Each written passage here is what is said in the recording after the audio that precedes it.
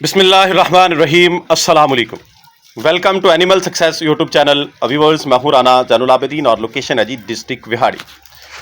आज ये एक अलग फूडर जो है बकरियों को डाला गया है, तो इसके ऊपर एक कंप्लीट वीडियो कैप्चर करने जा रहा हूं। आपको दिखाऊंगा कि ये मैंने काटन जो है इसके प्लांट्स यानी कपास ये बकरियों के सामने रखी है और ये खिला रहा हूं।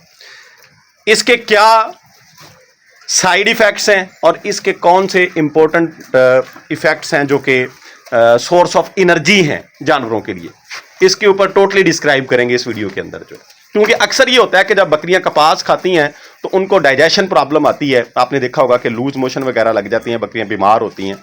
ऐसा क्यों होता है, इसके ऊपर तफसीली गुफ्तगू करें।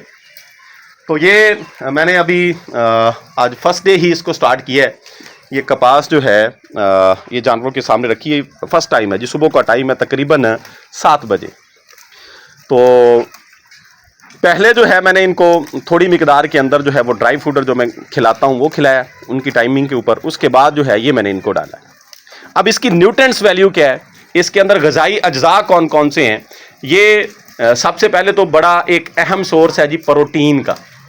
इसके अंदर प्रोटीन की एक अच्छी खासी क्वांटिटी मौजूद है, जो कि आपने देखा होगा कि बहुत श्योर होता है कि जानवरों को प्रोटीन से भरपूर चारा खिलाएं, लूसन खिलाएं, इसकी हे खिलाएं, फलाम ड्राई मैटर इनको खिलाया जाए ताकि इनकी जो प्रोटीन की रिक्वायरमेंट है वो पूरी हो जाए। तो ये एक बड़ा बेस्ट सोर्स है जी प्रोटीन की क्वांटिटी का, ख़ास तौर पे उन जानवरों के लिए जो कि इन प्रेगनेंसी होते हैं, यानी या इन ग्रोथ वो चल रहे होते हैं, उनकी ग्रोथ जो है वो तेज़ी से चल रही होती है, तो उनको प्रोटीन की इजाफी मिकदार चाहिए होती है। तो ऐसे जानवरों के लिए ये एक बड़ा अच्छा सोर्स है प्रोटीन का।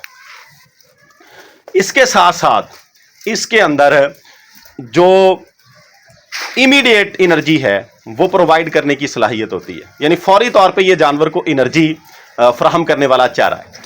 कुछ चारे ऐसे होते हैं कि वो टाइम लेते हैं, यानी हम खुराक जो है अब डालते हैं तो वो 2-3 दिन लेती है एनर्जी प्रोवाइड करते हुए, यानी डाइजेस्ट होती है, जिस्म का हिस्सा बनती है, फिर जाके वो एनर्जी प्रोवाइड करती है जानवर। लेकिन कुछ ऐसी चीज़ें होती हैं जैसे कि आपने सुना होगा कि अगर किसी का शुगर लेवल लो हो जाए, एनर्जी लेवल लो हो जाए, तो वो शुगर को, ग्लूकोज को जो है वो पानी के अंदर डिज़ोल्व करके सोल्यूशन को पी ले तो फौरी तौर पर वो एनर्जी प्रोवाइड करता है। इसी तरीके का से ये जो काटन है, ये जो कपास है, इसका पौधा है, इसके अंदर भी कुदरती तौर पर यह सलाहियत है कि जानवर को फौरी तौर पर एनर्जी फराहम करने की सलाहियत रखता है। तो ये एनर्जी का बड़ा अच्छा सोर्स है। इसके साथ साथ इसमें फाइबर की भी अच्छी खासी क्वांटिटी मौजूद है। फाइबर जो है ये खुराक की डाइजेशन के अंदर बड़ा अहम रोल अदा करता है, तो ये खुराक हजम कराने में भी मदद करती है कपास जो है। लेकिन अगर ये एक मुनासिब मिकदार में डाली जाए, क्योंकि excess of everything is bad. ये नहीं है कि हम ये भरपूर तरीक़ाकार से जितनी मिले उतनी जानवर को खिलाते रहें। इनको मुनासिब मिकदार कैसे जी? उसमें यह है कि आप जो चारा ये जानवरों को डालेंगे, ये नहीं कि फुल टाइम यही रहे और उसके बाद यकदम ये बंद हो जाए। ऐसा करने से जानवर जो हैं वो ब्लॉक होते हैं। अब ये देखें, ये फल भी लगा हुआ है, टिंडे मौजूद हैं कपास के। ये देखें, ये बड़ा अच्छा सोर्स है जी एनर्जी का, प्रोटीन का, फाइबर का। अच्छा, अब ये इनको जो है वो ड्राई फीडर के तौर पे मैंने भूसा जो है वो पहले खिला दिया, उसके बाद मैं ये इनको खिला रहा हूँ ताकि जो इनकी रिक्वायरमेंट है प्रोटीन की, फाइबर की, वो इससे पूरी हो जाए। जो ड्राई मैटर इसको बैलेंस करने के लिए चाहिए, क्योंकि इसके अंदर पानी की मिकदार, वाटर क्वांटिटी बड़ी वाफर मिकदार में मौजूद है। क्योंकि ये लकड़ी भी आप देखेंगे ना तो ये भी अभी गीली है, इसके अंदर भी वाटर की क्वांटिटी है, यानी ये ड्राई नहीं है, पौधा है और ये फ्रेश है। तो इसको बैलेंस करने के लिए जो ड्राई फूडर मैं दे रहा हूँ वो साथ चलता रहेगा। अब होता क्या है जी, इसके साइड इफ़ेक्ट्स क्या होते हैं ये देख लीजिएगा। एक तो इससे फूड पॉइजनिंग हो जाती है जानवरों को। उसकी 2 वजूहात। एक तो ये है कि अगर आप जानवर को ये बहुत ज़्यादा मिकदार में खिलाएंगे, यानी उसकी भूख से भी बढ़कर अगर आप ये उसको खिलाएंगे तो उससे जो है फूड पॉइजनिंग जानवर को हो जाएगी। और दूसरा ये है कि अगर कोई इंसेक्ट्स, छोटी मोटी जो सुंडियां वगैरह हैं कपास में वो मौजूद होती हैं, अगर ऐसा हुआ वो निगल ली जानवर ने तो उससे भी फूड पॉइजनिंग का खदशा होता है।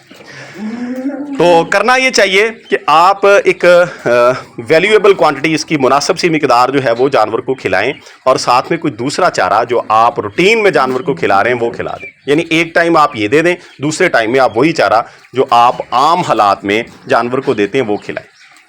और तीसरी चीज़ जिसका आपने ख्याल करना है, जब आपने कपास का चारा यानी कपास का पौधा जो है वो चारे के तौर पे जानवर को खिलाना है, तो उन दिनों में साथ आपने ऑयल लाजमी तौर पे जानवर को इस्तेमाल करवाना।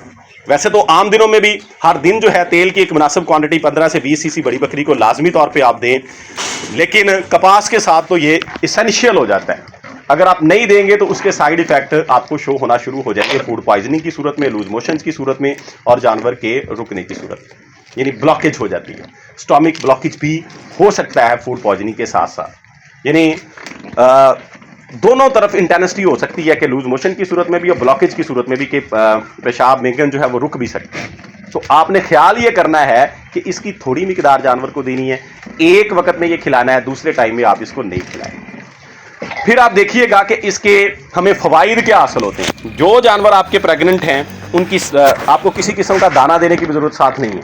याद रखिएगा ये दाना मौजूद है, इसके अंदर जितनी क्वांटिटी प्रोटीन की आप अपना वंडा वगैरह जो तैयार करते हैं, दाना देते हैं, उसमें उससे ज़्यादा, कहीं ज़्यादा क्वांटिटी प्रोटीन की जो इसका फल है साथ उसमें मौजूद होती है। तो लिहाजा इसका फ़ायदा ये भी है कि जितने दिन आप ये साथ इस्तेमाल करेंगे, आपको किसी वंडे की, किसी इजाफी न्यूट्रेंट्स की, किसी इजाफी दाने की ज़रूरत नहीं है कि आप जानवर को खिलाएं। तो इससे जो है दूध भी, जानवर जो दूध देने वाले हैं वो दूध अच्छा उतारते हैं। अभी मैं आपको दिखाता हूँ कि मेरे पास ये बकरी है ब्लैक, ये दूध की एक थोड़ी सी मिकदार फ्राहम करती है जी। तकरीबन इसके पास 1.5 पाव दूध होता है और मैं इसको इकट्ठा ही तकरीबन 3 पाव 24 घंटे के बाद इससे निकाल लेता था। अभी जो है ये कपास मैंने फर्स्ट डे इनको रात खिलाई है और अब खिला रहा हूँ। तो इससे ये देखिएगा कि इतनी सी, क्योंकि ये फौरी एनर्जी फ्राहम करती है, फौरी असर दिखाती है, तो मैंने रात भी दूध निकाला और अभी भी इसके पास उतनी क्वांटिटी मौजूद है। तो ये आपको मैं लाइव दिखा रहा हूँ कि इससे ये होता है कि दूध देने वाले जानवर जो हैं उनकी दूध की कैपेसिटी भी अच्छी हो जाती है। और जो गब्बन जानवर हैं, जैसे ये बकरी पठ जो है ये गब्बन है, इनकी जो ज़रूरत है, जो न्यूट्रिएंट्स चाहिए इसको अपनी ग्रोथ के लिए और पेट में बच्चों की ग्रोथ के लिए, वो भी वाफर मिकदार में मिल जाती है। तो लिहाजा आप जो है इसका इस्तेमाल बिला झिझक करें, लेकिन मुनासिब मिकदार के अंदर। अगर आप ज़्यादा डालेंगे तो साइड इफ़ेक्ट्स होंगे। और दूसरा जो है, अगर आप ये रेगुलरली खिला रहे हैं तो 1-2 दिन के बाद मसाले का इस्तेमाल लाजमी करें। अगर आपने कोई डाइजेशन पाउडर जो है प्रॉपर नहीं बनाया हुआ, तो फिर जो है आप नमक, काली मिर्च, लाल मिर्च, अजवाइन, ये 4 चीज़ें ये मिक्स कर लें बराबर मिकदार में, और जानवरों को 1 से 2 चम्मच 2-3 दिन के बाद, बड़े जानवर को 2 चम्मच, छोटे जानवर को 1 चम्मच, ये लाजमी तौर पे दें। फिर आप इसके रिज़ल्ट जो हैं वो अच्छे पाएंगे, यानी इस चारे के, कपास के जो हैं, क्योंकि मैदा जो है वो डाइजेस्ट करेगा और इस फीड को जो है वो जिस्म का हिस्सा बनाएगा, और जो भी आपको ये प्रोडक्शन दे रहे हैं किसी भी सूरत में वो आपको अच्छी मिलेगी।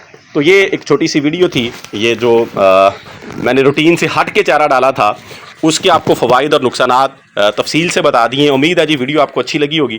इस तरह की मज़ीद वीडियोज़ के लिए एनिमल सक्सेस यूट्यूब चैनल को सब्सक्राइब कीजिएगा, वीडियो को लाइक और शेयर कीजिएगा। दुआ में याद रखिएगा। फ़ी अमानिल्लाह, अल्लाह हाफ़िज़।